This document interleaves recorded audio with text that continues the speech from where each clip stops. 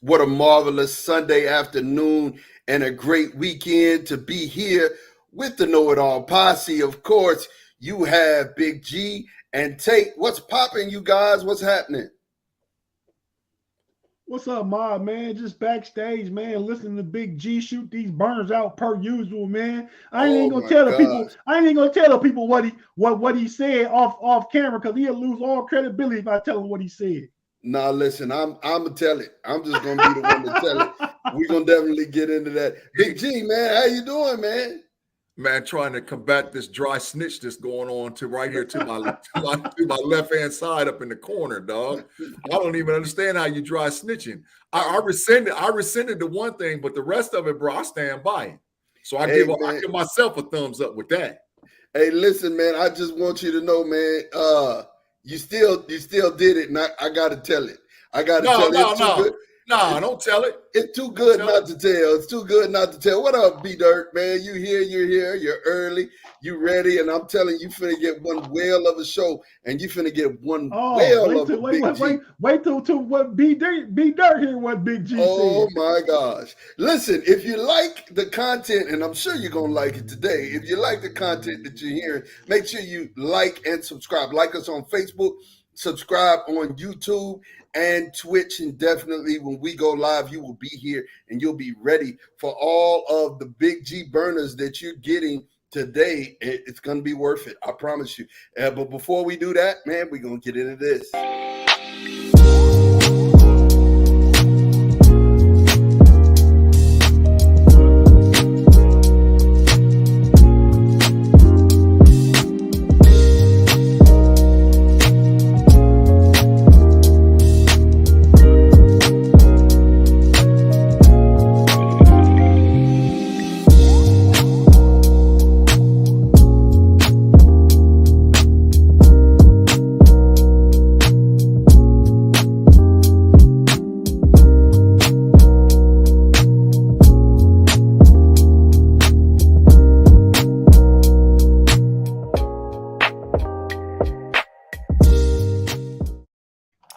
And welcome, one and all. You are in tune to the Know It All podcast, man.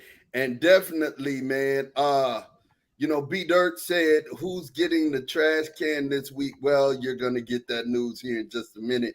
Before we get into that, man, we want to definitely talk about Adam Schefter's comment and report to the bad and tragic news that we got this weekend of Dwayne Haskins' demise this weekend, man. It was unfortunate.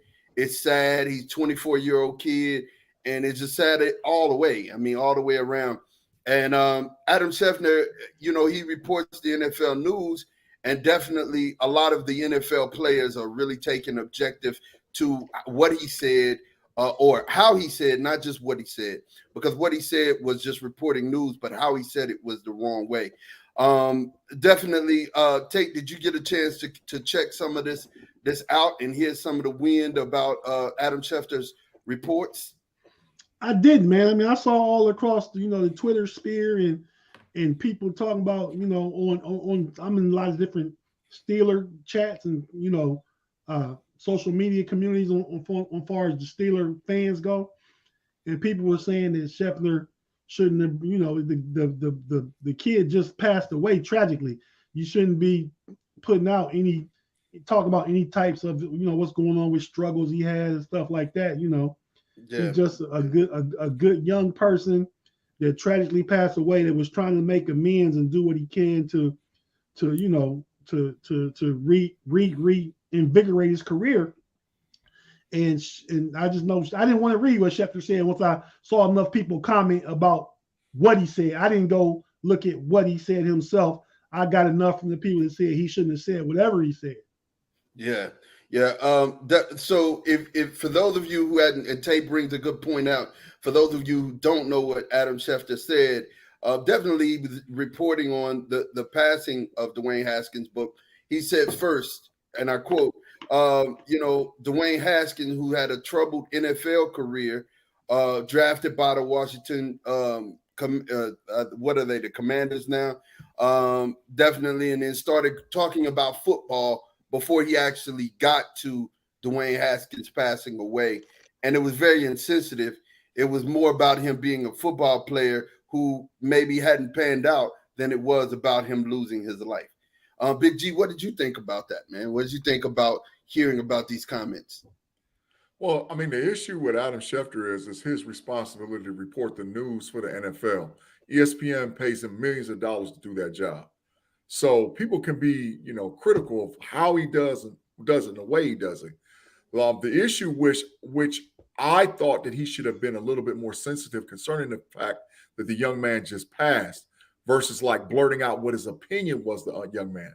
Because to say he had a troubled start with the NFL, there's some validity to that. I mean, he was picked overall number 11. He played 2 years with the Washington Redskins, now the Commanders, and he didn't stick. And now he's at Pittsburgh trying to bring his career back. So there's some validity to what he said, but ultimately it comes down to how he said it. And that's just like in life. It's not what you say, it's how you say it. And so he said, the way he said it, it sort of bothered a lot of NFL people because it was all about, this guy is sort of like trash and he hasn't been that good or all the hype that he had at Ohio State. So that's just my opinion about what Adam Schefter said. Definitely. For the record, he was picked 15. Yeah. Well, the one of the champion know-it-alls have to go always correct that kind of stuff. We got to. What I'm saying? We live. We got to keep it correct for all of us. Now, just because I'm the one that usually always have it right, I'm saying if I say something, y'all can go ahead and fix me on air too. We got you. But G, I think your opinion, man, is spot on. Tate, I think what you said was spot on. You can't. He does have a responsibility to report the news. He has it. That's his job. He has to report the news. But you got to realize that NFL players, NFL personalities, NBA players, NBA personalities, golfers, whoever, they're all people first. Correct. And his family had just lost somebody. Regardless to anything, his family, his loved ones have just lost somebody. His fans had just lost a favorite. Pittsburgh's fan base had just lost somebody. So you can't just sit up and say, oh, man, troubled personality. You know what I'm saying? Let's not do that. Let's just go ahead and say, hey, man, definitely this happened. We're sad to hear about it. Then if, you want to write this big in-depth article on Dwayne, you absolutely could do that without a shadow of a doubt, and you'd be good. But, Adam, I'm sorry, that you're catching a lot of flack and a lot of wind for it. I don't have any problem with, like G said, I don't have a problem with him reporting it. It's just kind of the way he reported. I think, he really literally was just sharing the news, you know what I mean? But just the way he opened it, when somebody passes away, you kind of got to be mindful of what you're saying, you know what I mean? And I think, that's just part of today's culture and society and stuff with social media. I mean, we try and squeeze all this stuff in a tweet, which only allows us so many characters, which therefore only provides so many words we can use. We don't give everything the credence that it deserves. You know what I mean? Yeah, absolutely. I absolutely, totally, and 110% agree with you. B-Dirt said his timing was in poor taste to give his opinion about where he was at in his young career. And his career was very young. It's very young. I mean, Yeah, he was only 24 years old. He hadn't even turned 25 yet. And he had been in the NFL for, a few years. So that's saying he still really was a young kid. But I had a question to ask Maude and Tate. Maude, you are not a Buckeye fan, but you follow the Buckeyes. Tate definitely is a Buckeye fan. Is Dwayne Haskins a top 5 Ohio State quarterback ever? He got to be. So we got Terrell Pryor. Pryor's not my top 5, but keep going. Hold on, I'm just naming quarterbacks. We got Terrell Pryor. We have my guy from Wichita Falls, Texas. What's his name? JT Barrett. JT Barrett. Then we got Stroud now. And then we got my guy Justin Fields. You just going reason. You got Braxton Miller. Yeah. Braxton Miller. Yeah, no, he wouldn't be. He wouldn't be to me. He wouldn't be. He'd be right outside. He may be 6. He may be 6. I think it's relative. I think you got to put it in in the context he played 1 year at Ohio State, right? Yes, sir. And he has all the single season passing records. Every And one he of was them. third place in the Heisman. He broke Drew Brees' Big Ten records. Correct. So I mean that alone, I think, puts him in the pantheon of Ohio State all-time great quarterbacks, top 5. Right. My top 5 is Troy Smith 1, Justin Fields 2, Dwayne Haskins 3, JT Barrett 4, Art Schlichter 5. That's my top 5 Ohio State. So who was my guy? Who was the guy? Troy Smith. You put him over Troy Smith? Troy Smith's number 1, the best, greatest quarterback ever at Ohio State. Troy Smith 1, Justin Fields 2, Dwayne Haskins 3, JT Barrett 4, Art Schlichter 5. I don't have a problem with any on your list, Big G. I probably put JT Barrett number 1 though. Just because of what he did at the program, and he got a lot of records and a lot of wins under. He got the most wins under his belt. Yeah, he do. You know, Yeah. so Yeah. and that's nothing against Troy Smith. I mean, if Troy Smith had to play for Urban Meyers, man, can you imagine? Yeah. But he played for Tressel. You know what I mean? Yeah. But I put JT Barrett 1, probably Troy Smith 2, probably Haskins 3. Who'd you say 4? Who the other 2? Schlichter is in there. Who's the other one? I said Troy, Justin Fields, Dwayne Haskins, JT Barrett, and then Art Schlichter. I probably put Justin Fields, but Braxton Miller up there too. But Justin Fields probably get in my top 5 just over Braxton Miller. But then Terrell Pryor too. It's a lot, but Dwayne Haskins is in the top 5. Yeah, well, that's good, man. So getting to this Big G burner, man. Wow. He was a wowzer. It was a wowzer, man. I mean, I came on here, man, fresh out of a good sleep. Hold it. Let me tell it. Let Marv build it up. He's gonna build it up, and it ain't even in context. Well, listen. This is what I heard. Is there a context if you make a statement? This is what I heard. But I want to say after what I said after. No, Mark wasn't there. It was me and Tate. You have a chance to defend yourself because I was asleep. I was asleep and I had just got everything up and running. B-Dirt, this one for you.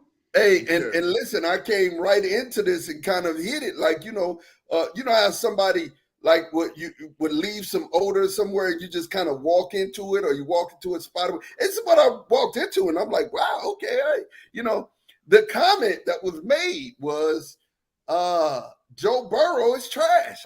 I'm like, wow, Joe Burrow is trash? Like, I need to know, in what world is Joe Burrow trash? Like, I mean, I get that he didn't make the team, or that he wasn't the starting quarterback at Ohio State, but that don't make him trash, though, Big G. So can you explain to me why you said Joe Burrow was trash? And then you took it back. You took it back afterwards, but let's hear. I took it back pretty much as soon as I said it. And the reason why I said it is because I hate the Cincinnati Bengals. They're in the top 5 teams that I hate in the NFL. I hate the Bengals. I hate the Baltimore Ravens. I hate the New England Patriots. I hate the Seattle Seahawks. And I hate the Denver Broncos. I hate all 5 of those teams. And I wish and the Dallas Cowboys. I had 6. I wish they lose every game that they play all year, all the time, every year. That's why. Hey, time out, though. You know what's bad about the one he just went ahead and said last? I have a picture that I keep. I have a picture that I keep. Never mind. I'm gonna leave that one alone. Man. You got a picture of Big G and Cowboy swag? I'm just saying. I got a picture. I got a picture that I'm holding hostage and that I get ransom from. And definitely it goes along. Once again, he thinks he can blackmail me. The issue with the picture was me and my son-in-law was playing around, and my son-in-law wrapped a Dallas Cowboy blanket and a hat on me because he said if the Cowboys won, I had to wear it as far as our bet. So when they lost, when the Cowboys won, my son-in-law, DeVaris Glenn, put the hat on my head and put the blanket on me. And he'll come on the show and tell you live if you want to. So it's no blackmail for him. Don't let mom win the game like that. Y'all see my lips, right? I have a screenshot with the picture that's already. That's what I'm holding. See, the text don't lie. You know. I'll show it on air. It don't matter. I got receipts. Hey, can I just transition back to Can I get transition back to what Big G said? Even though he says he take it back, man, that's the problem with just today's society and culture, man. People just spat out they views and stuff like that, whether it's factual, whether it's whatever it is, they just say whatever on their mind, man. Right. We have to, but I mean, whether it be political or sports related or anything, people just jump out there saying stuff. But Tate is right, and that's the issue why you say stuff off air. See, the problem with what Adam let me tell you something. The problem with what Adam Schefter did, he hit sin. Yeah, he hit okay. You're right, G. And that's not what you can say. Whatever you can be opinionated about, whatever. Just don't hit sin. Don't hit enter. G. And when you backstage, it don't matter. You can say whatever. That's good. Now when you got dry snitches, when you got dry snitches that tail on you, then that's a whole different ball game. And see, I think the show should have a penalty box for dry snitching. Well, we all know we don't pay penalties up on the show. If we did, you've been standing in the corner. Oh yeah. If we were paying our penalties, you would be in the corner. You would have some corner time to pay there, sir. You sure would.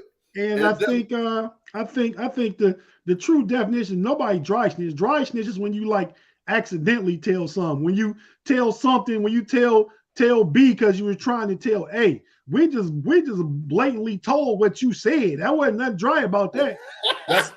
That's worse. That's even worse snitching. Yeah, that's worse. Big boy snitching. That's big boy snitching. We went down and we wrote and told a whole affidavit on you. Yeah, right. Put it down. We turned over state's evidence. Evidence. I'm gonna start calling both of y'all on the show Nino Brown A and B. Because y'all tapping y'all pocket talking about, if I'm going down, a whole bunch of folks is going down up there just snitching. Just snitch for themselves, man. It don't make no sense at all. Oh my gosh. Listen, so we had the NCAA basketball championship. We got, the Big 12 actually won back-to-back. That's big. You had Baylor winning last year. You had Kansas winning this year. Shout out to KJ Abrams, man. Shout out, baby. KJ. Friend of the show. Yeah, man. For sure. National champion. Adams, excuse me. I said Abrams. Adams. And definitely the women, G, you were right.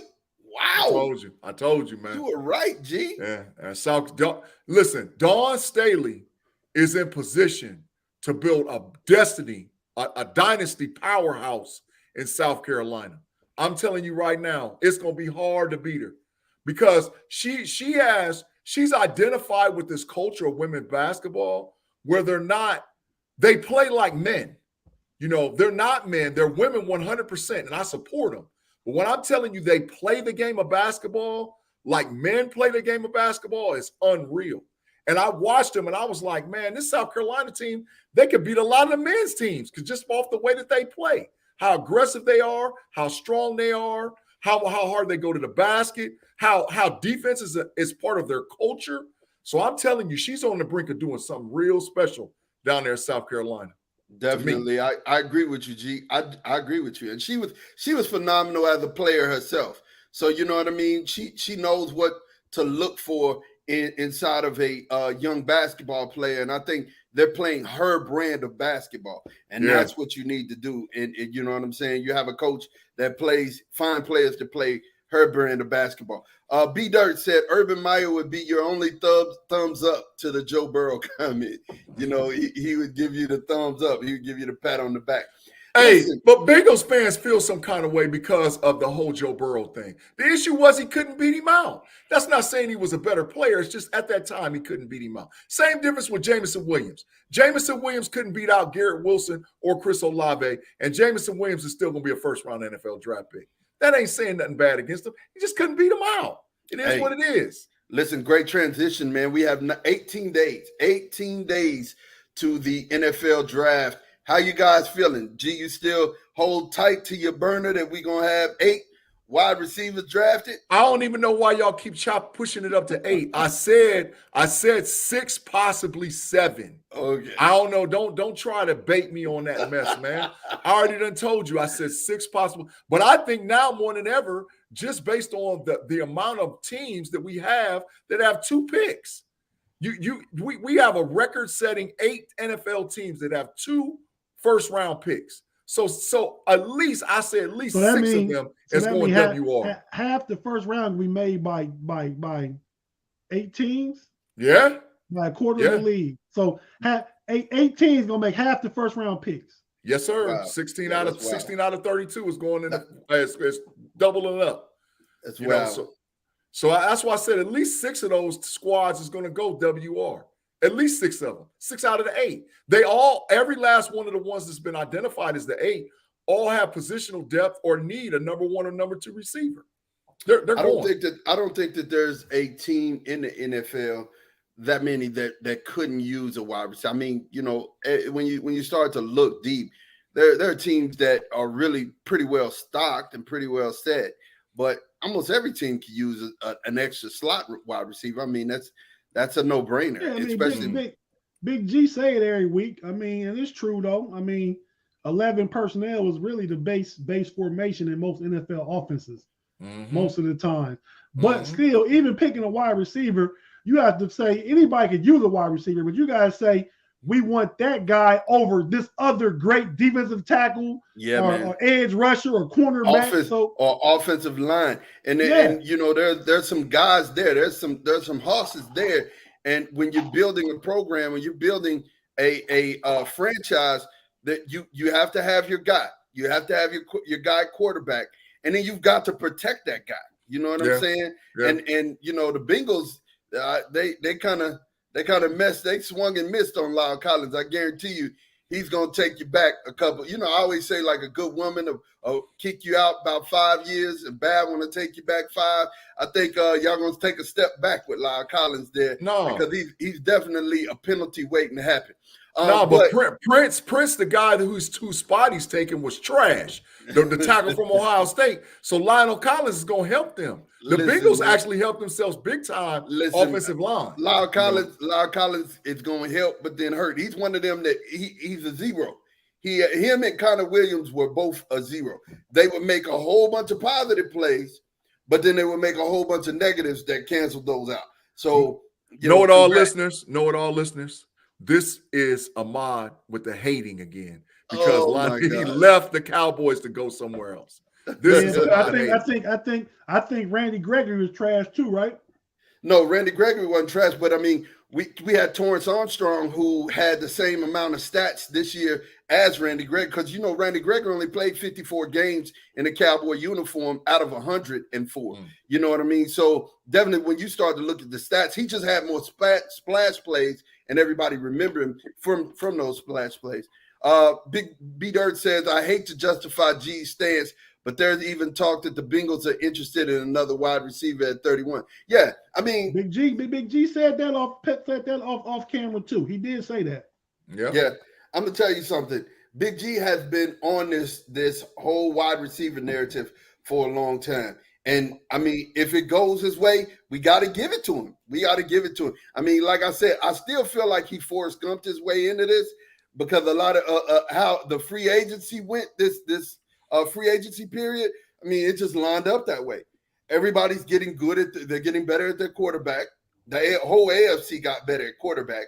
Whole AFC started, grabbing a whole bunch of players, putting them together. There's been really minimal moves in the NFC, right? But the AFC has really put together some teams. I tell you what, Mod, if the over-under on wide receiver was set at 6, I would say under before I say over.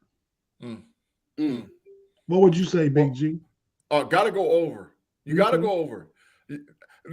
This is the reason why I say that too, is because now the top 9 quarterbacks in no order in AFC: Lamar Jackson, Josh Allen, Pat Mahomes, Deshaun Watson, Russell Wilson, Joe Burrow, Matt Ryan, Derek Carr, Justin Herbert, right? 8 out of those 9 need a wide receiver. Even though they're on good teams, a lot of those teams went all in to win. They're all in this year and next year to get a chip. Deshaun Watson won't get one. Russell Wilson won't get one just because they don't have first-round picks. Right. Correct. Lamar Jackson, I think, will get one. I think Josh Allen will get one. Joe Burrow might get one at 31. Matt Ryan could definitely use one over in Nap. Derek Carr, maybe not. Over under. I like that, Mon. So Yeah. Derek Carr. I say we're more likely to give 5. They don't have a first round pick either. They got Devontae Adams. Right. So they're not getting one either. Justin Herbert, but that's just the AFC. When you go to the NFC, Aaron Rodgers needs some weapons. Kyler Murray definitely needs some weapons. Dak Prescott could use a weapon. Jalen Hurts needs a weapon. So when you start talking about Carson Wentz needs a weapon, Kirk Cousins could use a weapon. So I'm telling you that there's a lot of teams that are all in or looking at they got a chance. I see the Commanders may be taking, you said Carson Wentz may be taking Garrett Wilson, but if they don't take him, they're not taking a receiver at that spot. Garrett Wilson be gone. Garrett Wilson be gone. He'll be gone. Garrett Wilson well, they're not taking the receiver then. Because the Commanders pick 11. If Garrett Wilson gone, they're not taking a receiver. But yeah, I like that over under. I say it's more likely to be 5 than it is 7. Big G says it's more likely to be 7. And I say it's more likely to be 5 than there is 7. Me, I go with it too. I go with the under. Only because of the simple fact that positionally, that's what when Tate jumped in, positionally, you got to think about it. The draft is about getting better at your position that you have need of. Now, not to say that teams won't take the best available, because they do that quite often, but the best available won't be a wide receiver, though. You know what I mean? So let me ask you a question. Last year, the Cincinnati Bengals, Joe Burrow just got his knee blasted. He was out, right? The Bengals needed an offensive lineman. Everybody said that.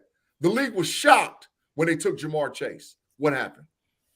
Yeah, but Jamar Chase was different. Yeah, Jamar Chase will be the number 1 wide receiver in the draft this year. He's a generational talent. And then not only that was Joe Burrow's guy. That's his guy. He told the organization, pick that guy.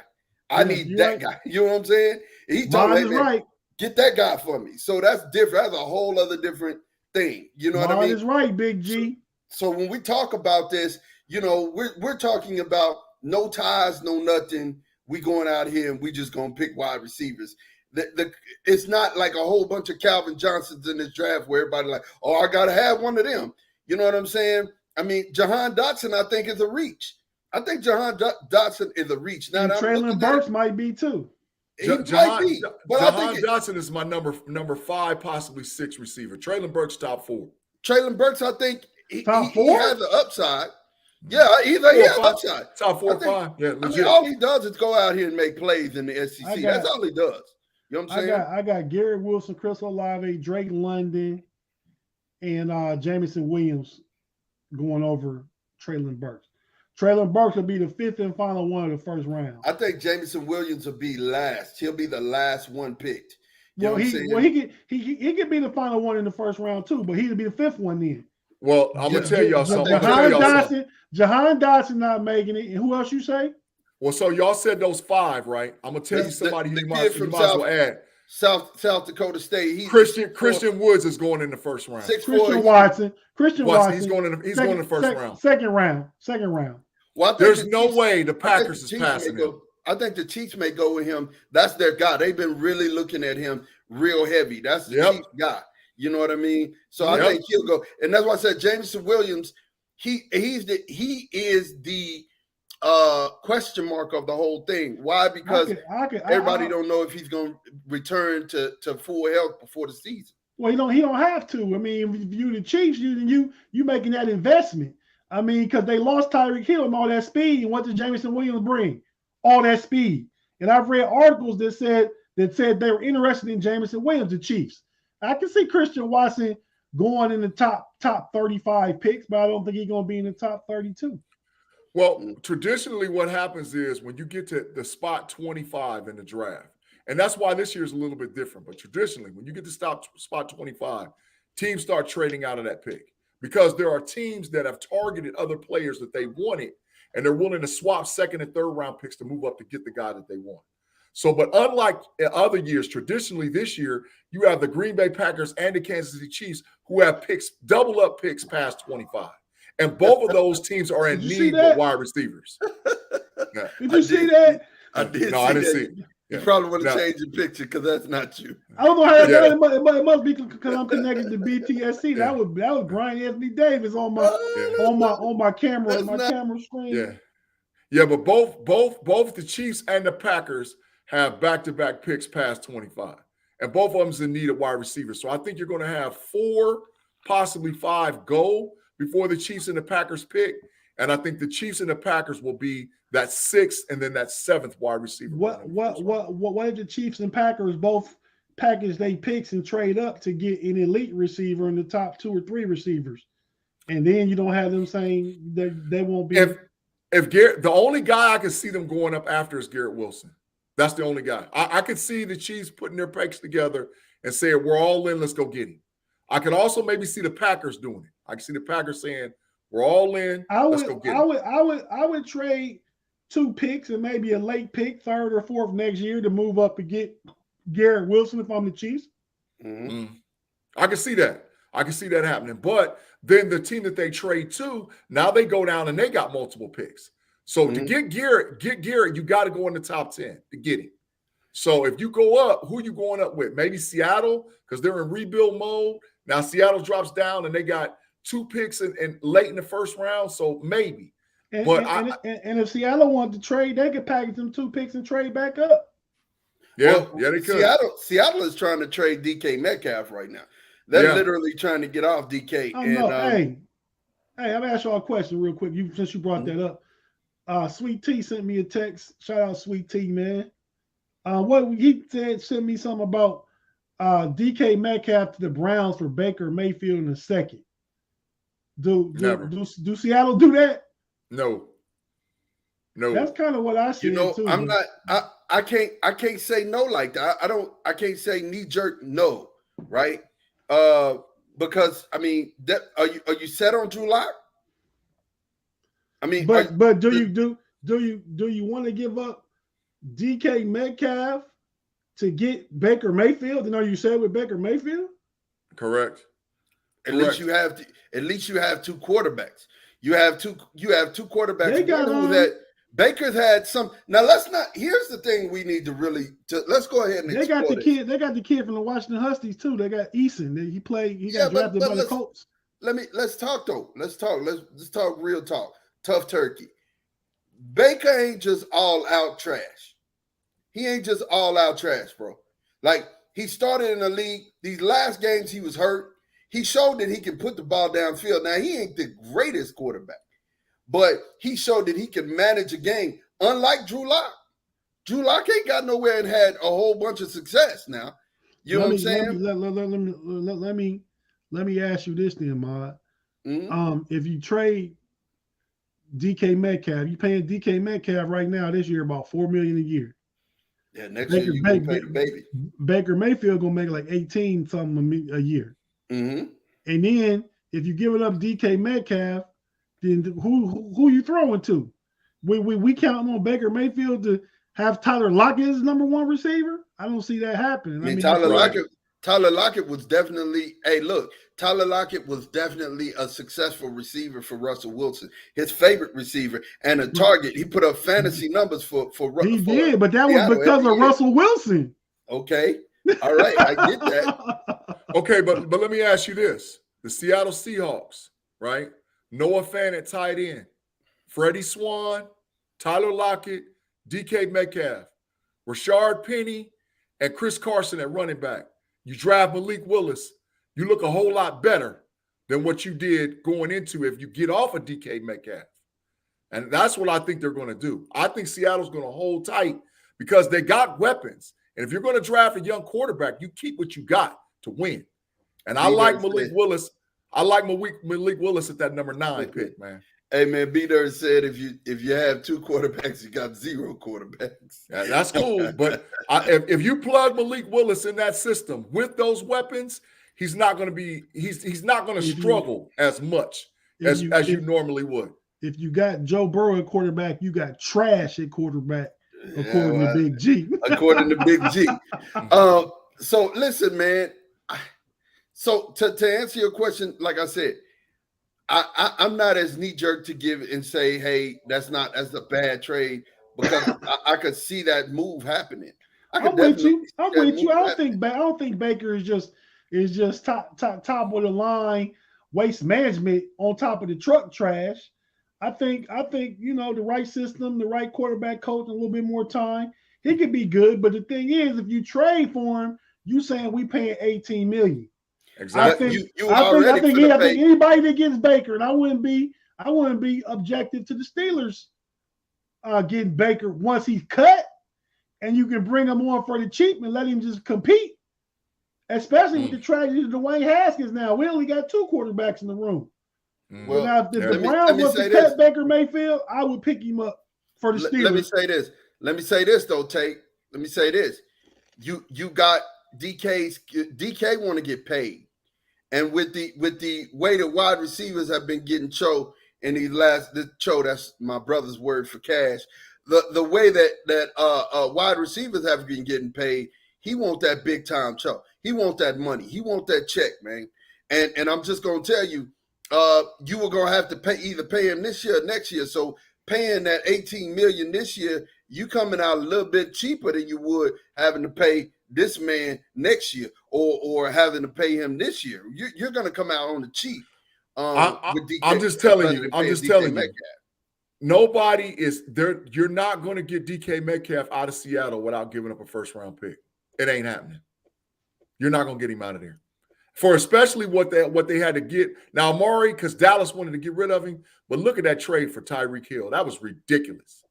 And so I'm trying to tell you that you're not getting DK without a first-round pick. You're not getting it. It's not happening. Yeah, well, you're going to have to pay Baker Mayfield in a second. That must be drawing some thought, but I don't do that. Yeah. Me neither. I hear you guys, man. I hear you guys. Like I said, I mean, stranger things have happened in this offseason. You know what I'm saying? Where I could see DK at, and it would be bananas, is if DK got traded to the Kansas City Chiefs. That would be because Kansas City got 2 first-round picks. And would you give up a late first round to get him? But then they're in the same boat that they was doing with Tyreek Hill. They got to pay DK next year. I take my 2 picks and get me 2 rookies and have them under rookie control for 4 years. Yeah, same difference in Green Bay too. Same difference with Green Bay. 2 late first rounders. You don't trade one of them to get DK. They'll be in the same position they were with. They just paid Aaron Rodgers $50 million, and then they gotta turn around and do these receivers getting between 20 and 30 now. DK Metcalf gonna want 25. He gonna want it. He gonna want it. He gonna want 25. He gonna want it without a shadow of a doubt. And guess what? His numbers, they say that. Have y'all looked at DK Metcalf's numbers? There's only 4 other receivers who put up the type of numbers that he put up. Hey, man, numbers wise, DK Metcalf is the second best receiver in his draft class. Mm-hmm. And DK was drafted in the 2nd round, and the receiver I'm talking about was drafted in the 3rd round. Tell me what I'm talking about, Big G. 3rd round draft pick DK Metcalf's year. Was it Stephon Diggs?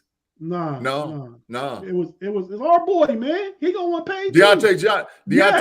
Yes. Deontay Johnson. Got better numbers than DK Metcalf. Came out the same draft year. But got a whole bunch of drops too. Well, you know what? I was just listening to some. He had 5 drops last year. He was like 8th on the drop list. Stephon Diggs was ahead of him. You had quite a few dudes ahead of him. I mean, it just looked bad because of so many drops he had the previous 2 years. But he actually had a good year last year. 5 drops ain't a whole bunch. They just all came like the last 4 games of the year. Yeah. Well, B Dirt obviously has some questions for your stance here. G, he says if Burrow gets traded to the Steelers, is he still trash? New question. Keep G objective. If Burrow gets traded to the Steelers, man, I might break down crying on the show, man, because that's a miracle. That is a miracle of Joe Burrow. Matter of fact, if Cincinnati Bengals trade Joe Burrow to the Pittsburgh Steelers, I think that they need to fire every last one of those Bengals executives to give us that guy. Listen, nah. Listen, but what the purpose of his question is, and you just proved it, is he's not trash because you get happy about having. But I rescinded this issue as trash. I said I hate Joe the Burrow was Bengals, trash not because he Joe hate the Burrow. Bengals. Yeah, I hate the Bengals, man. I hate the Yeah. Bengals. So Burrow's not trash. He just hates the Bengals. Got it. Got it. Yeah. So I mean, definitely, you still got pieces out there, and I think in the 18 days we're gonna know who's who, who's going where, and then it's gonna all be about being healthy. So let's talk about this. Switching gears a little bit. NBA playoffs. Lakers are done, and let me tell you guys. What I tell you, man. If y'all had seen the comments in our group text, y'all would still be laughing. I laughed so hard. I was on a phone call when I got it, and I laughed so hard I laughed myself to tears. Big G was talking about but I won't steal any thunder. Big G, let's talk about these Lakers, man. Holla at me. They full trash. I've been calling them full trash for weeks. Brody, Westbrook, trash. AD, get him out. The whole rest of the team, they are. Listen, I'm telling you, it needs to be a fish to save Pittsburgh moment. If they want to keep LeBron, everybody need to pack up their locker and be like, hey, look, we got open tryouts. If you don't fit within the Zodiac realm and whatever else, you might not be on the squad. Because the Lakers is full blown trash. I said they wasn't making it weeks ago, and look what happened. Straight up, just garbage. Not even they beyond trash. They garbage. Just garbage. Hot garbage. Yeah, hot garbage. Hot garbage. Wow. Hot garbage. Yeah. Wow. Yeah. He said they the liquid that's in the public trash cans. Yeah, that's garbage. That's hot garbage for real, for real. They suck. Tate, how you feel about this? How you feel about the Lakers missing the playoffs? I'm a little disappointed, man, because we went last year. LeBron was out in the first round. Now he ain't gonna be in it. I mean, so the playoffs just ain't as good without LeBron. But hey, they didn't deserve to make it. They put together a team with pieces that just didn't fit. They went with a bunch of guys that's not much younger than us, and we all in our late 40s, and they got, like I said, players that are not much younger than us. I mean, Carmelo would have been like in first grade when I was in 12th grade. So, I mean, we went to school together, right? So let me ask you a question, man. So it's recently came out that the Lakers had a shot to get DeMar DeRozan, right? How do you feel about knowing this information? Should this information just be like lost on us? We should never get this. Like, why are we even talking about it? Because if it was the fifth, everybody be drunk. Talk about the Lakers the same reason we talk about the Cowboys. No, but But that's why we talking about it. Watch yourself. No, I'm saying, why are we talking about the deal that could have happened? Like, I don't want. You know how it's like you pick a car. And you're like, well, you had a chance to get the car of your dreams over here already, but you didn't ask us. Why you didn't tell me? Like, you know what I'm saying? That kind of thing.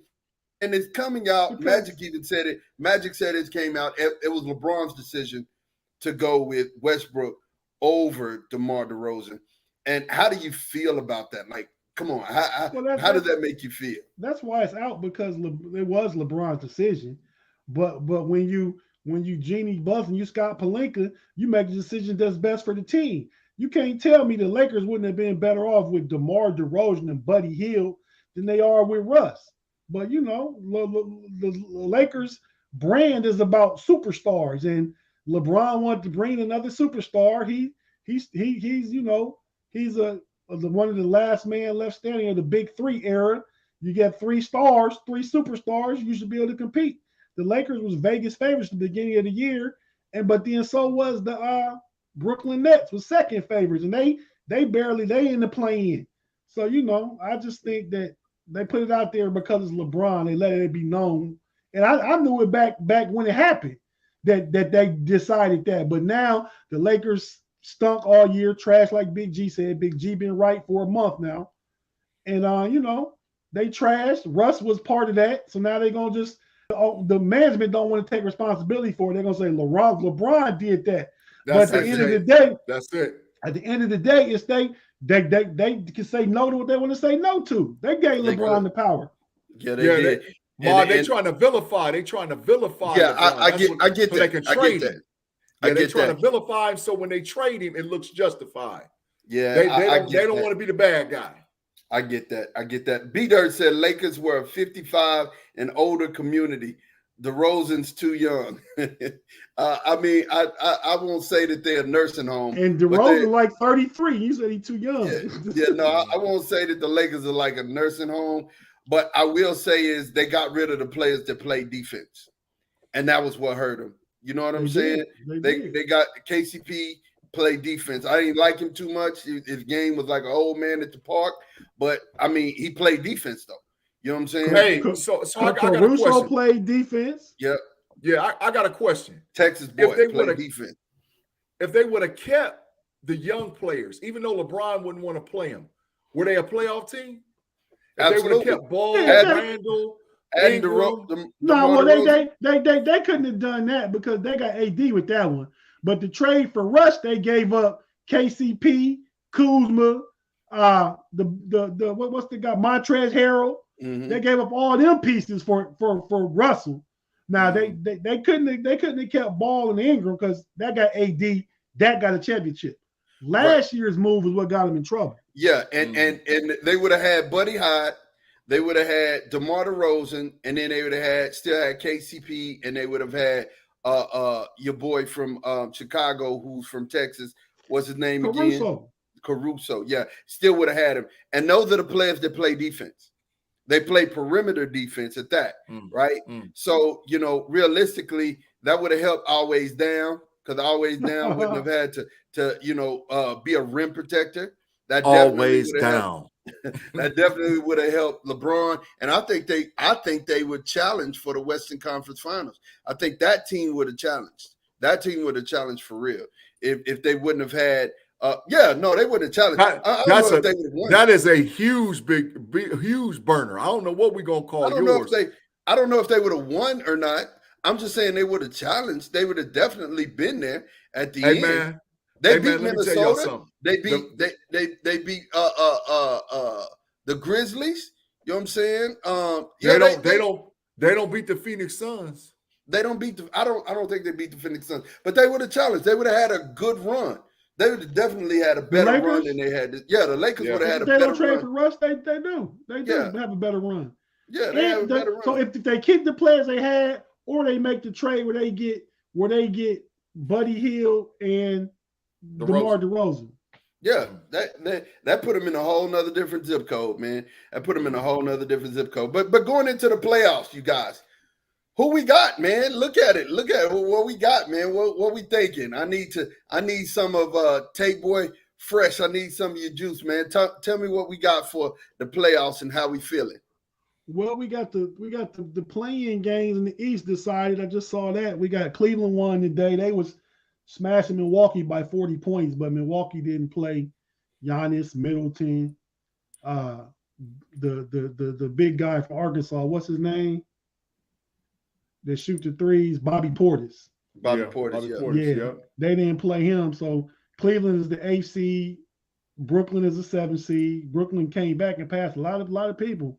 So Cleveland, Brooklyn played Tuesday night, and the winner of that game advances to be the 7th seed. So they will be playing. Well, it could be Boston. If Boston win tonight, then they would be the 2 seed. So Boston plays Memphis though. Does Memphis have anything to play for? Boston may not want to win now because they may not want to avoid Brooklyn in the first round. Yeah, So I mean, they wouldn't be tanking. They would just be sitting people tonight because it's more favorable matchup. Let Milwaukee go ahead and play Brooklyn in the first round, and so I'm assuming Cleveland loses the 7-8 game, and then Cleveland will play the winner of the 9-10 game, which is Atlanta and Charlotte. Mm-hmm. So I think Atlanta wins that matchup. Charlotte's pretty good, but I think Atlanta wins that matchup. Well, if Atlanta wins, then Atlanta and Cleveland playing to see who play the AFC. Then because Cleveland loses, they get one more game to win one.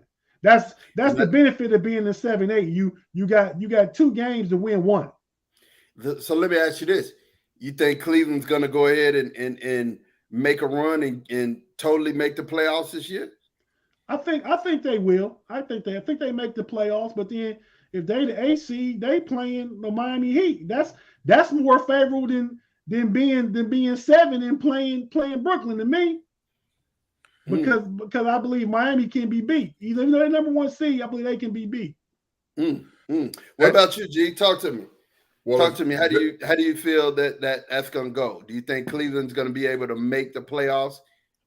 My question is, what if Cleveland beats Brooklyn? Because I'm gonna tell you something. The Atlanta Hawks own Brooklyn. The Atlanta Hawks they not just have they beat them, they own them. So if Brooklyn's got to end up playing Atlanta to see who makes the last one, man, I'm going 50-50 on that game. I'm telling you straight up. And Cavs go in at 7, and then Brooklyn, Atlanta to get in for the 8. So to me, it don't matter. The issue was, I think Philadelphia and Milwaukee did what they needed to do to duck Brooklyn.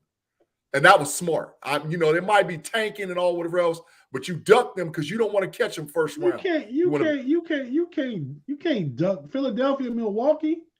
I just said where Milwaukee can get them. If Boston win tonight and Brooklyn win the first game against Cleveland, then Brooklyn going to Milwaukee. They're going to Milwaukee. Yep. I don't think you can play at a void game when it's dealing with the 7, 8, 9 the playing team, because you know who it's going to be. Right, but I just think that Philly did what they needed to do, and I really do believe that Milwaukee did too. I think Boston's going to win tonight. I think Boston's going to win, and they're going to get that 2 seed. And I really look for, like I said, Philly and Milwaukee. You just didn't want to play Brooklyn if you had to play Brooklyn in the first round. But if you Boston, you don't want to play Brooklyn. All Boston got to do is lose to Memphis tonight, and then they don't play Brooklyn. Yeah, I think that's more likely to happen. Yeah, it depends on. I didn't look to see if they're going to have starters playing or not. I didn't look yet. Well, maybe when they had the win that they did, but now that they don't want to win, they may not. Like I said, Milwaukee didn't play their starters today. And maybe because they didn't want to solidify the 2 seed, because they didn't want Brooklyn. Now all Boston got to do is lose, and Milwaukee get Brooklyn. But I tell you what though, Milwaukee would be the team that would pop Brooklyn if they had to play them. Milwaukee's going to be hard to beat. I'm just telling y'all, they're going to be hard to beat. Everybody. Yeah, Milwaukee's going to be hard to beat, man, in that Eastern Conference, man. Milwaukee for sure. I got to answer my question. I got a rematch of Phoenix, Milwaukee in the finals. But as of right now, that's what I got. That's what I got too. I mean, that's crazy. That's why I said the same thing. I say Phoenix and Milwaukee in the finals, and I would say Phoenix maybe gets them because they built their bench. They built a bench to stop Milwaukee with all the different signings and all whatever else they got. They got long, lengthy players to run up against Giannis, man. Bismarck Biyombo, JaVale McGee, those guys were brought in to help against him, help against Giannis. KnoItAllz Nation, respond, kick back to me. Who y'all got? I need to know. KnoItAllz Nation, who y'all got in the NBA Finals? I definitely am curious to hear. I mean, it's early. We've got the playoffs already started, or getting ready to start. But who y'all got, man? I'm just curious to know because we've heard definitely all of the KnoItAllz say, and we unanimously agree that it's going to be that. I mean, like I said, I would definitely going into the playoffs. I'm definitely excited about seeing what the Mavericks is going to do. But definitely, I think it's unanimous. Tom has responded. He said Phoenix over Milwaukee. He got Phoenix winning. Good pick. Definitely. I think that's a good one. I think that's definitely a good one. I'm excited about what the playoffs is going to look like this year. And on the Western side, we got the Spurs into the playoffs. How you think you think Spurs gonna make some noise going into the playoffs? What are they, 9-10? They're 9-10 with the Pelicans. A lot depend on. Hey man, there's rumors out there Zion's gonna play, man. So I mean, I think New Orleans could beat San Antonio without Zion, but with Zion, it's a wrap. It's a wrap. And I'm telling you, I wouldn't want to play Zion. I wouldn't want to play that New Orleans team with a healthy, in-shape Zion. No, I wouldn't want to play him. They're still athletic. Yeah, right now, we got the Pelicans and Spurs in 9-10, and we got the Timberwolves Clippers in 7-8. Yeah. Is anybody scared of the Clippers? They trash. Tom. KnoItAllz Nation, y'all respond. Anybody scared of the Clippers at all? Nobody's scared of the Clippers, man. Yeah, man. It seems like not too long ago the Clippers were in contention for the NBA championship, and now it's like their name is not even mentioned. Like what's going on? It's all because of Kawhi, man. I don't know who worse between him and Always Down. These dudes don't play, and they getting full checks. I don't understand that, man. Hey, well, you hear Adam Silver in the NBA about to try and look into doing something to that these players missing all these games and stuff, man. Yeah, like it's not fair to the fans.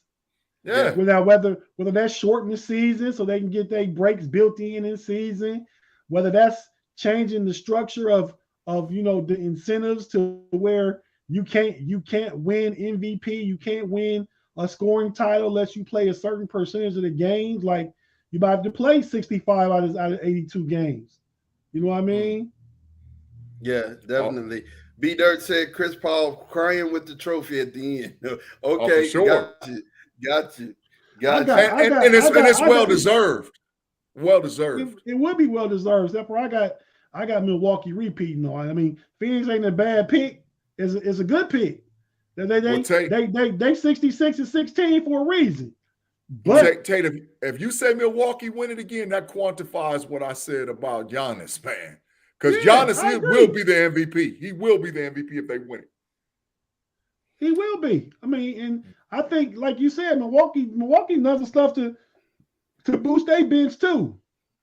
Yeah, they brought George Hill back this year, nice savvy veteran point guard. Yeah. They didn't have the dude DiVincenzo last year because he got hurt in the playoffs. They didn't have him last year. They traded DiVincenzo to get Serge Ibaka. Yeah, they traded DiVincenzo to get Serge Ibaka. Yeah, know-it-all. I'm about to check you, Mr. Know-it-all. They traded DiVincenzo to get Serge Ibaka. Serge Ibaka played for the Milwaukee Bucks. And while we checking that fact, Thomas said if Kawhi, PG, and Norman Powell were fully healthy, I wouldn't want to play them. They probably would have come out of the West last season if Kawhi hadn't gotten hurt. I agree. He said that's a big if though. Yeah, I agree. The year before they wasn't hurt, and they barely got by Luka in the first round. Yeah, Luka's something else though. Luka's a force though. Luka, you have to understand, man. Look, we rant and rave about a lot of young players, but man, you don't really realize how young Luka is and how good Luka is. And if Luka could get somebody down there, man, like a Steven Jackson, somebody who's a role player, who's just dirty, who's nasty, you know what I'm saying? Who's just gonna come in and do what he do, and then have a second score. That man, I'm telling you, Luka gonna win a couple before it's all over, man. Is Luka a lock? Is Luka a lock at first team All NBA? Is he a lock? Yeah, absolutely. Absolutely, man. Luka Doncic is that thing, Big G. I don't understand why you even shaking your face like I don't know what you better go look. You better go look at Trey Burke's stats. You better look not Trey Burke. Trey Young. You better go look Trey Young's stats up. I don't care if Trey Young had a Brinks truck. He ain't beating Luka at All NBA, man. Luka is that thing. You hear me, man? He is a lock. Luka is a lock. You see that? Thomas even said lock. And then Luka is not he's not in the playing portion of the playoffs. Absolutely. Trey Young is. Yeah, Trey Young had a phenomenal season, y'all. John and Trey are like they're unbelievable to me, as far as guards. I love Luka though. Don't get me wrong. I love Luka. I mean, did you see the pass the man threw the other night? He is a walking, talking, breathing young version of Magic Johnson. And the boy could play that, man. He could play that basketball, man. Boy could play that basketball for real. Trey Young is 28 points, 3.5 boards, 9.7 assists. 28-10, bro. I think Luka like 28, 8 and 8. Yeah, killing them. And let's not forget. Just because I know I'm gonna share it. the Atlanta Hawks traded Luka for Trae Young. Atlanta Hawks drafted Luka. Sure did. I mean, they probably don't feel bad about it, but if they had to do it over again, I think they would keep Luka. I think they would keep Luka. I absolutely think they would keep Luka, man. Luka, and then the thing I love about Luka is he got that fight in him, man. He got that dog in him. You can't play with Luka like you do play. Trae though. I ain't gonna say Ice Trae. You say Ice that Trae like Trae don't because he do. No. This is no comparison against right. Ice Trae and Luka. I'm just saying this is what I like about Luka. Luka got that dog in him. He ready. I think the question more is do LeBron make first team All NBA?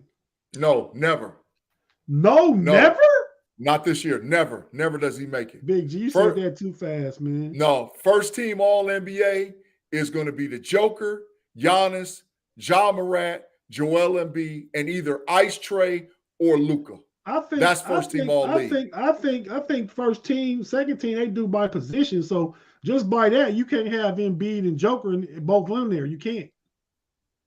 They're both centers. Yeah. Man, I don't know if they go position. I don't know. They do. I'm telling you. They go first by team. Position. Yeah, Embiid, who might win the MVP, might get voted out of first team All NBA because the Joker is a monster. The Joker is a beast, man. Yeah, I think he is. I agree with you, but I think Embiid makes it. Yeah, I think Embiid makes it. And I think Joker's second team center. And he won the scoring title because people miss games and all whatever else. He solidified the scoring title today. Embiid solidified the scoring title today because Giannis that's what I'm saying. Play. Yeah, I said Embiid. I said Embiid won the scoring title today. No, you said the Joker. But yeah, Embiid won the scoring. You're right. Embiid won it. You meant to be right. Yeah. You meant to be right. Thomas said, guarantee you that Atlanta regrets that trade. I guarantee they regret it too. I guarantee they regret it. I don't think they regret it because they already got two-time All-Star now.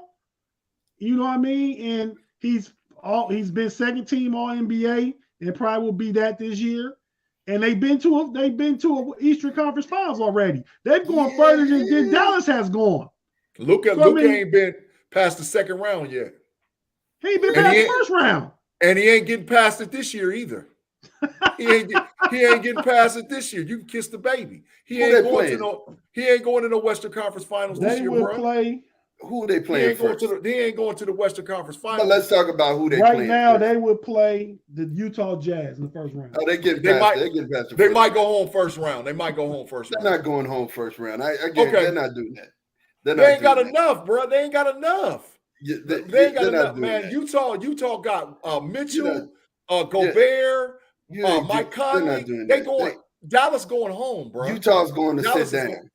Dallas is going home. Listen, this is what I'm gonna do for you, G. I'm gonna make it easy for you. I'm gonna make this easy for you, all right? So you can get off of one of your where you corner time. One, I'm gonna let you out of one. Utah beats Dallas. You get one of your corner times off. You get one of we go bet your corner. Let's bet double or nothing that the Dallas Mavericks don't make it to the Western Conference Finals. No, you all on them. You all on them. No, like I'm just saying. You proud? I'm saying to you. Listen, you Texas proud, right? You're trying to get off of both. You're trying to get off both of your corner times. I'm not letting you go off both of them. I thought Ma was a Spurs fan. Ma anything that's in Texas. Whoever's rolling in Texas, he riding with them. Listen, the Rockets, the Mavericks, the Spurs. That's what that is. That's what that is. Listen, but G, I'm gonna let you make it on one of them. Just one. Just one. The Utah and Dallas, it's a bet. Utah, Dallas. All right. It's a bet. It's a bet. Now you're going to owe me 3. I just want you to know. You're going to owe me 3. All right. You're going to owe me 3. All right, you guys. Man, listen. Just switching gears because we got to touch it. Major League Baseball, I'm sorry. I apologize. I apologize to you. Forgive me. I was talking cash. I had to repent. Your team murked my team. They bats was super hot. And your Cincinnati Reds beat my Atlanta Braves first crack out the box. And they looked impressive. My Braves right now 1-1. They done played a 4-game series now. We won today. They both 2-2. We split. Yeah, we're 2-2. Yeah. Okay, so listen, I at this point, man, at the beginning of the season, it's just the beginning of the season. It's the beginning of the season. It is what it is. Did you see the Atlanta Braves rings though? That's the thing that tripped me out. the rings that we got lights in babies, bro. That's crazy. It's That's ridiculous. crazy. What it is when you open up the ring, it's an overhead view of the stadium. Yep, with lights. And the lights is because they pinpointed each one of the home run shots where they went out at. That's what that's about. Yep. No, those were rubies. Those were different things. That's what the rubies is. Yeah. Yeah, that's what the rubies are. They were actual lights for the stadium. You know what I'm saying? That lit up the stadium. And that was, first of all, the detail to it was crazy anyway. You know what I'm saying? The AT-17, then the 150, all of those things, man. I mean, it's ridiculous, bro. Like, that's a ring. That's something I would love to have on my finger. That's a nice ring, but that's last year's ring. So let's get to the baseball part of it, right? The baseball part of it. Man. One thing I've seen from this season, and I'm gonna ask you, what's your highlight that you've seen already? Shoney, man. God, I'm so impressed with this dude. Like, every time I see him, I'm just impressed, man. I mean, is he the best baseball player that we're gonna have the honor of seeing with our eyes in our lifetime?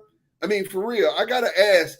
I know Thomas is a big baseball fan.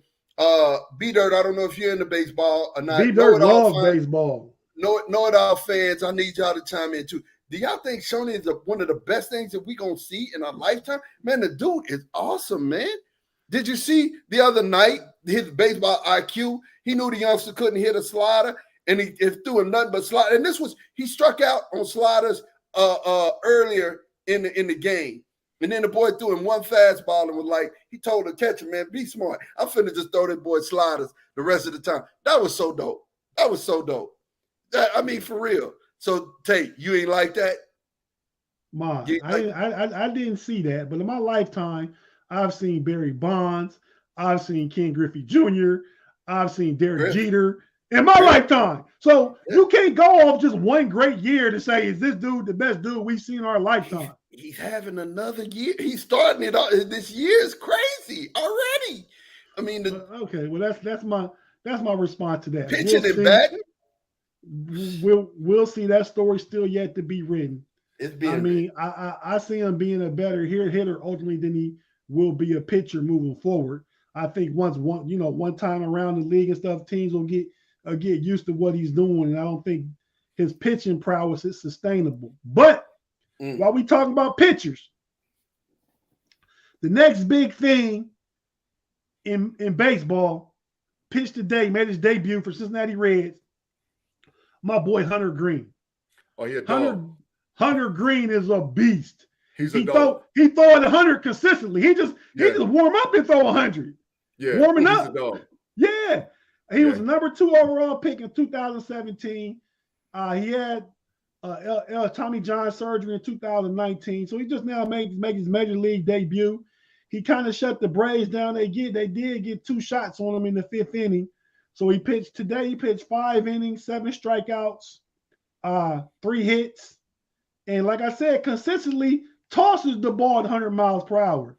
He's just so poised. He was on the cover of Sports Illustrated at 17 years old. His father groomed him for baseball and pitching like Tiger Woods' dad did him for golf. Yeah. Dude is the next big thing. I watched him the whole game today. Mark what I say. Yeah. So he went to LSU. And he went to LSU in college? He ain't go to college. No, Hunter Green went straight from the league, got picked over 12, and went straight to the minors, man. Yeah, Hunter Green is a monster, man. Yeah. Hunter Green could possibly be the best pitcher over the next 10 years in Major League Baseball. You're right. It legitimately. It had him listed. It had him listed as LSU, and maybe he just got his education there. Maybe went straight to the league, but it looks like in 2017, 2017 he was in the draft. Yeah, definitely. Yeah, he's from Compton. Just like that's why he made the comparison to the Williams sisters and from Tiger Woods. Like this kid, his dad was like, look. Go ahead. B Dirt said too soon to say that, but he's amazing for sure. Oh, he's a monster. Hunter Green is a monster. The two are made the too early to say that is about your boy O'Shani. You think? You think Jeter ain't top 10 in our lifetime? Don't mention him after the kid. Wow. Jeter ain't top 10 in our lifetime. That's a burner. That's a burner. What are you? That's crazy? a burner. That's a burner. Oh, that's B-Dirt. You just got corner time from the show. B-Dirt, that's a burner, B-Dirt. Man, I don't know. Man, Derek Jeter, definitely top 10 in our lifetime baseball player, man. Wow. Derek Jeter? Oh, my. Yes, there you go, Tate. Just took him off the wall. Just took him off the wall. Yeah. Man, Jeet was that thing, man. Come on, man. Come on. I don't know that you could say that, man. I mean, so let's work it out. A-Rod, he top 10. Jeter over A-Rod. Jeter over A-Rod. Okay. All right. So Ken Griff, top 10, right? Yeah. Top 5 for my lifetime. Yeah, for sure. Okay. Pedro. No. Top 10. Pedro Martinez. Yeah. Oh, over A-Rod? No, we're talking about top 10. We're talking top 10. But so you put A-Rod out and you put Pedro in. No, I said deserves. We're talking. What I was saying, A-Rod is not better than Jeter. Okay, but A-Rod top 10 though. A-Rod could be top 10. It could be around 9, 11. Yeah. Okay, so Barry Bonds, top 10, top 5. No doubt. Yeah, maybe top 3. Right. Yeah, maybe top 3. Okay, so we need to quantify our lifetime. So let's go back. How far are we going back? Are we going back to? Because we're talking about our lifetime. Are we going go to the 90s, or are we gonna go to the 80s? Let's go. Let's go. Late 70s, late 70s, early 80s, because that's when I was watching baseball. I used to have to sit with my granddad, Leonard McGee, and watch the games. Me too. Yep. I mean, I remember the 70s Pirates team with Willie Stargell and Bill Matlock and all those guys. The Big Red Machine. Yeah. Okay. So Roger Clemens. Top 10, definitely. Yeah. Okay. Rocket for sure. So let's count these now. Let's count them. We got 4 or 5 right now. 4. You got Barry Bonds, Craig Giffey Jr., Roger Clemens. You got Pedro Martinez. You gonna put Nolan Ryan in there? Got to put Nolan in there. I mean, in our lifetime, though. Nolan. Okay. A-Rod got to go in there. I'm holding out on A-Rod. We got Derek Ozzie Smith got to go in there. Derek Jeter I like Ozzie defensively. I got to put Cal Ripken in over Ozzie Smith, though. Ripken. Okay, that's 9. Maddox. Not over Ozzie. Not over Ozzie. Greg Maddux. Not over Ozzie. Never. I mean, he's an all-time great pitcher, but I mean, Greg Maddux. You talking about, man, he on the level as Roger Clemens and Pedro Martinez, man. Okay. And the unit. And the big unit was a dog too. So we gonna count the unit in there? I mean, you almost got to talk about positional players then to make it easier, because you can have a whole nother list of pitchers. Yeah. Yeah, well, I mean, but we're talking the pitchers that we put in here with transitional talents and once in a lifetime. I mean, they were dominant in an era where, the ball was just jumping out of here. Tom said Mike Trout. What do y'all think about Mike Trout? No, not top 10. I like Mike. He ain't done enough yet. Yeah. He could be there if he do another 4 years like he been doing, then he there. Yeah. Jeter is great, Jeter. Not top 10. Wow. Come on, man. Come on, man. B-Dirt. B-Dirt. Come on, man. I don't understand it, man. I don't get it. B-Dirt, that's to you.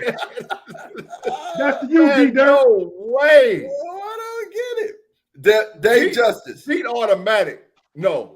Come on, man. I'm just asking. Go across there and rub your smooth ball head, man. I'm just asking. Dave Justice. You could have said Dale Murphy. You said Dave Justice. I'm throwing names out of here, man. You know what? I might put Dave Justice on the list just because he's the first one to get Halle Berry. Hey, that one was big. That was a big one. All right. So how about Albert Pujols? Oh, he he got the longevity numbers and stuff, but I don't think he top 10. Well, we said we haven't said Cal Ripken. Cal Ripken's in there. No, I said Right. Cal Ripken. Yeah, Yeah, but we no, count we him as were 9. counting, so that's 9. We got one more. Albert Well, man, Pujols. I don't put our Pujols in there, man. I probably would put Big Poppy in Robert Pujols. They both was monsters, Both but of that with me, man. I just, and that's to me that I don't think they did enough. Just like Big Hurt didn't do enough. You know what I'm saying? But he was really, really good for a while. Really, really good for a while. wait a minute, hold it. In my lifetime, stop it, Johnny. And Pete Rose. And shut it up. Pete Rose ain't in your shut lifetime. it up. I did see Pete Rose play a whole bunch. I see Yeah, but Pete you Rose saw play him in play, but person. he wasn't in your lifetime. I saw him play in person. How is he not my lifetime? I saw him play 3 times in person in my lifetime. Get up out of here, man. Me and Tate will be 50 in September. I seen Pete Rose play. Whoa, bro. Oh, I might not didn't want the people to know that, man. I ain't looking 50. That's that dry snitch. That's that dry snitching y'all was doing. That's dry snitching. I seen Pete Rose play 3 times. All right, so are we gonna allow Pete Rose? Are we gonna allow Pete Rose? It's in the discussion. Pete Rose. I think it's too easy to say that. If that's the case, I seen Hank Aaron in my lifetime because he was. Yeah, so I think we shut that one down. Pete Rose might be the best baseball player that ever played. Maybe. Oh no, that's a burner. That's a burner. That's a burner. Pete Rose was a monster, man. That's a burner, dog. I'm tired of B Dirt, man. Yeah, G. Hey, but Mod, Pete Rose was a monster. Pete Rose was a monster. He was a monster. He was a monster. What you just say, crazy Big G? I said Pete Rose might be the best baseball player in my lifetime. Outside of Griffey. Maybe outside of Griffey. Yeah, Pete Rose, man. Overall baseball player, defensively, offensively. Oh, Pete Rose was a monster. Pete Rose was a monster. Burner. Charlie Hustle, man. He was an all-time great Cincinnati Red. I don't know if I take him over Barry Bonds. I mean, for a career, we talking about 760-some homers, the RBIs, the MVPs, the defense, the Gold Glove. Pete Rose ain't got all them accolades. He Ozzie Newsome. You mean Ozzie Smith? Big G said Ozzie Smith. You said it. Yeah, Big G said him. But that's when I came with Cal Ripken because Ozzie. Oh, B Dirt came. I think B Dirt may have got my 10th spot. Yeah. Oh, that's definitely one. Yeah, I think that's my 10th spot. That is a good one. I think I'll take Tony Gwynn at number 10. He came behind and said Ricky Henderson. Oh, Ricky Henderson changed the game in the 80s with the steal game. Yeah, but I think I'll take Tony Gwynn over him, though. I'll take Tony Gwynn over him. Hey, definitely. Pete Rose. Those are 2 good ones. Thanks, Big B Dirt. Thank you, B Dirt. Pete Rose, 17-time All-Star, 3-time World Series champion, National League MVP, World Series MVP, Rookie of the Year, 2-time Gold Glove, and won a bunch of other accolades. The dude got 1314 RBIs, 4,256 hits. Pete Rose, man, is a monster, man. Barry Bonds, 14-time All-Star. Barry Bonds might be the best. He might be. Okay, that's what I was saying. Okay, there you go. There we go. So listen, you guys. We're closing up. Parting shots. Give me your parting shots. I need to get them. I'm gonna go first, man. Shout out to Tiger Woods, man. Tiger Eldridge Woods, man. Tiger Woods, man, coming back and being able to play in the Masters, even though he got smoked 14 months after the surgery that he went through. That man shouldn't even be walking, let alone playing golf. And he was out there. And in the first round or two, that first day, Tiger Woods was looking like he was the younger Tiger Woods. But I think age has caught up with him. But still, a phenomenal, maybe in my lifetime, top 5 greatest athletes I've ever seen do anything. Tiger Woods, y'all. Yeah. Hey, and Big Tate, what we got on our clothing shot, man? What you got, man? Big G, you still got Pete Rose numbers up? Yeah. Look, I got Ricky Henderson's numbers up now. Ricky Henderson got the most career runs ever Yeah. scored. He had the most Yeah. career stolen bases. Oh, he top 10. Okay, I think Yeah. I think his numbers is better than Tony Gwynn. Tony Gwynn was a better hitter, Mm. but Tony Gwynn is top 5 all time hitter. Mm. But I like Ricky Henderson. But my final parting shot, I agree with yours, Big G, on that Tiger Woods, man. But I'm gonna go. Yeah, I agree. 80s to the day. But I'm gonna go with my boy today since he debuted today, man. You know, I'm all about my final takes, all about my squads to get them some exposure. So, you know, the Cincinnati Reds, like I said, Hunter Green is a what you call it when somebody real good at something at a real young age. Hunter Green is a prodigy. That's what he is. I mean, like I said, he get up out of bed and go out on the mound and warm up, and he throwing 100, man, like literally. Yeah. And he's so mature and poised to be a 22-year-old.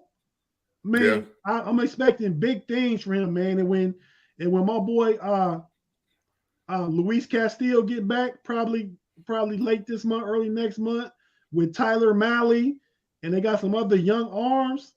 I'm looking for my Reds to make some noise in that NL Central. I mean, I know Milwaukee's favorite.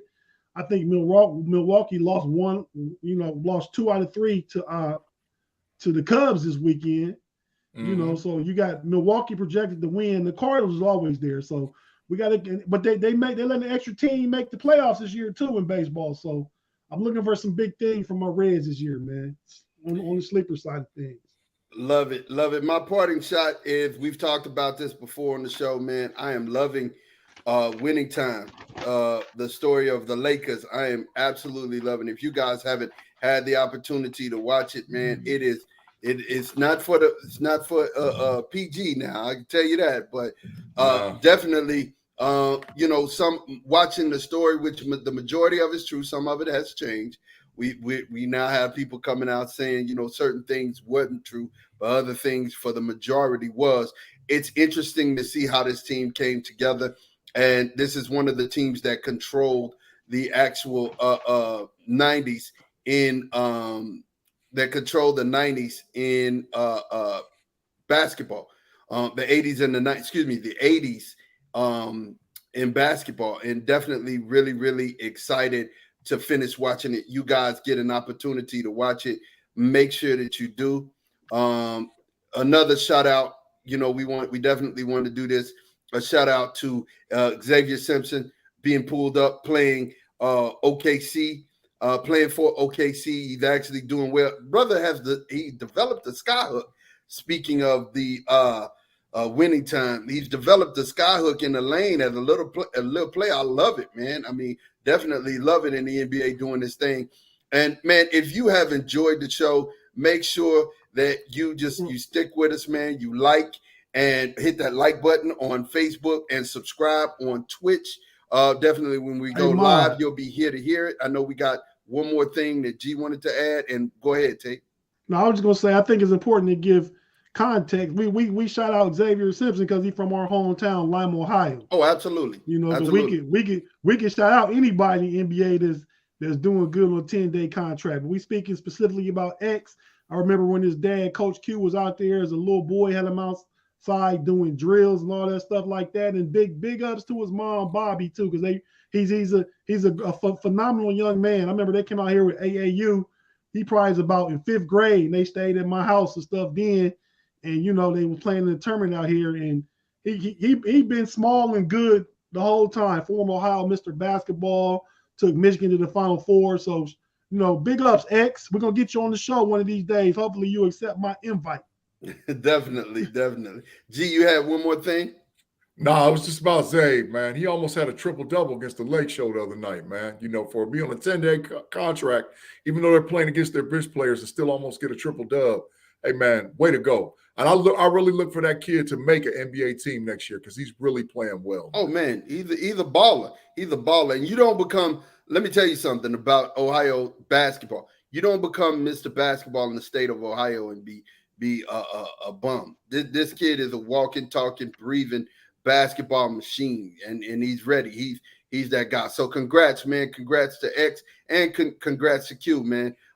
Definitely, we will continue to shout you guys out on the show. But man, thank you for rocking with us. Thank you for being with us. We'll catch you guys next week. Peace.